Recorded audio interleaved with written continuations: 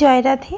আজকের পাঠ মহাপ্রভুর সন্ন্যাস গ্রহণের পর অদ্বৈত গৃহে প্রসাদ সেবন, শ্রী চৈতন্য চরিতামৃত মধ্যলীলা খণ্ড, শ্লোক 209 থেকে 210। নিত্যানন্দ গোসাই, পণ্ডিত জগদানন্দ, দামোদর পণ্ডিত আর দত্ত মুকুন্দ, এই চারিজন আচার্য দিল প্রভু শনি।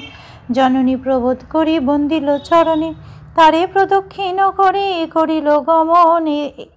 এথা আচার্যের ঘরে উঠিল ক্রন্দন, নিরপেক্ষ হইয়া প্রভু শীঘ্র চলিলা। কান্দিতে কান্দিতে আচার্য পশ্চাৎ চলিলা, কত দূরে গিয়া প্রভু করি জোর হাতে। আচার্যে প্রবোধি কহে কিছু মিষ্ট ভাত, জননী প্রবোধি করো ভক্ত সমাধান। তুমি ব্যগ্র হইলে কারো না রহিবে প্রাণ। এত বলি প্রভু তাঁরে করিয়া লিঙ্গন, নিবৃত্তি করিয়া কইল স্বচ্ছন্দ গমন। শ্রী নিত্যানন্দ প্রভু, জগদানন্দ পণ্ডিত, দামোদর পণ্ডিত ও মুকুন্দ দত্ত, এই চারজনকে শ্রী অদ্বৈত আচার্য প্রভু শ্রী চৈতন্য মহাপ্রভুর সঙ্গে যেতে দিলেন।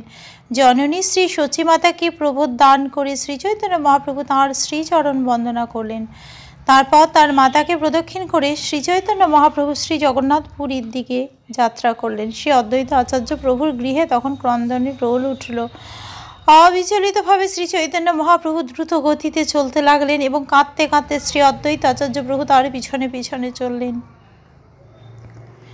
নিরপেক্ষ শব্দটি বিশ্লেষণ করে শ্রীল ভক্তি সিদ্ধান্ত সরস্বতী ঠাকুর বলেছেন, জড় বা জড়ীয় অপেক্ষা রহিত, অর্থাৎ স্বরূপ বা ভগবৎ দাস্যে অবস্থিত। পাছে স্বীয় কৃষ্ণ অন্বেষণ কার্যে বাধা উপস্থিত হয়, এই ভয়ে আত্মীয় স্বজনদের ক্রন্দন শুনে মহাপ্রভু নিরীশ্বর নীতিবাদীদের চক্ষে নিতান্ত নিষ্ঠুর বলে পরিচিত হলেও জীবের পক্ষে যে তার সর্বোত্তম পরম ধর্ম কৃষ্ণ সেবার প্রচেষ্টায় একমাত্র প্রয়োজনীয় কৃত্য, তা তিনি জগৎগুরু রূপে শিক্ষা দিলেন। বহির্দর্শন হেতু অচিত ভোগ ফলে অচিতেই আসক্তি বা মায়া, তাতে বদ্ধ হলে কৃষ্ণ সেবা হয় না। সুতরাং জগতের চক্ষে বহুমান প্রাপ্ত সুনীতি ও কৃষ্ণ সেবার বিরোধী হলে তা শ্রীচৈতন্য মহাপ্রভুর প্রদর্শিত পন্থার বিরোধী।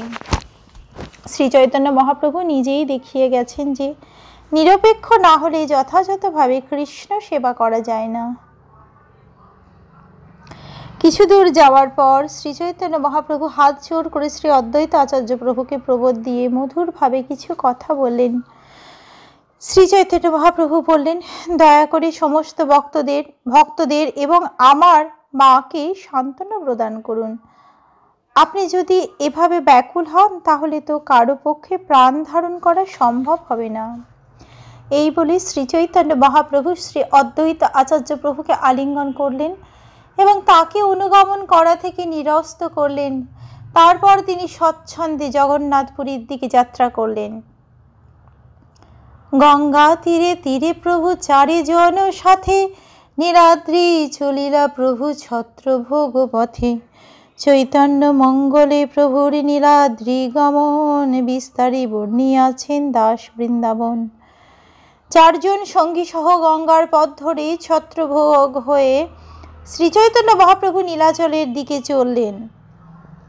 শ্রী চৈতন্য মঙ্গল নামক গ্রন্থে শ্রী বৃন্দাবন দাস ঠাকুর বিস্তারিতভাবে শ্রীচৈতন্য মহাপ্রভু নীলাচল গমনের বর্ণনা করেছেন।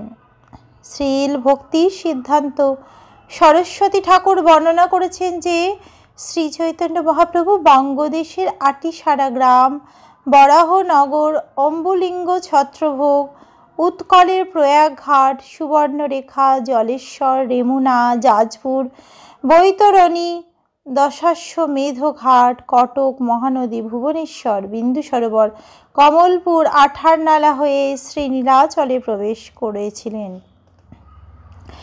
অদ্বৈত গৃহে প্রভুর বিলাস শুনি যেই জন, অচিরে মিলয়ে তাঁরে কৃষ্ণ প্রেম ধন।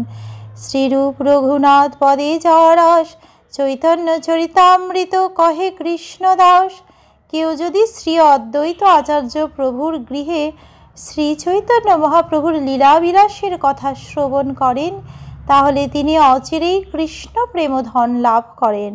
শ্রীল রূপ গোস্বামী ও শ্রীল রঘুনাথ দাস গোস্বামীর পাদপদ্মে আমার প্রণতি নিবেদন করে, তাদের কৃপা প্রার্থনা করে এবং তাদের পদাঙ্ক অনুসরণ পূর্বক আমি কৃষ্ণদাস শ্রী চৈতন্য চরিতামৃত বর্ণনা করছি। আজকের পাঠ এই অবধি। ভজ শ্রীকৃষ্ণ চৈতন্য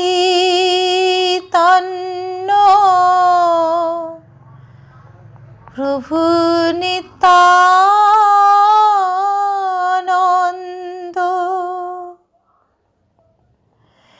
শ্রী অদ্বৈত গদাধর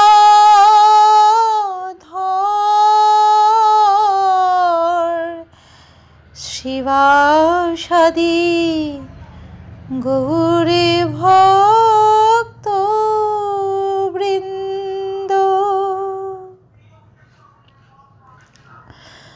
হরে কৃষ্ণ হরে কৃষ্ণ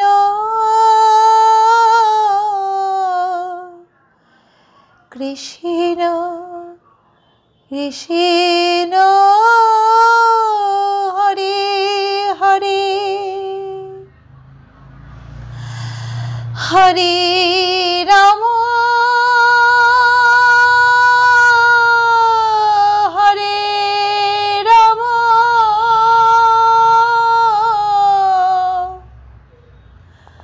রাম রাম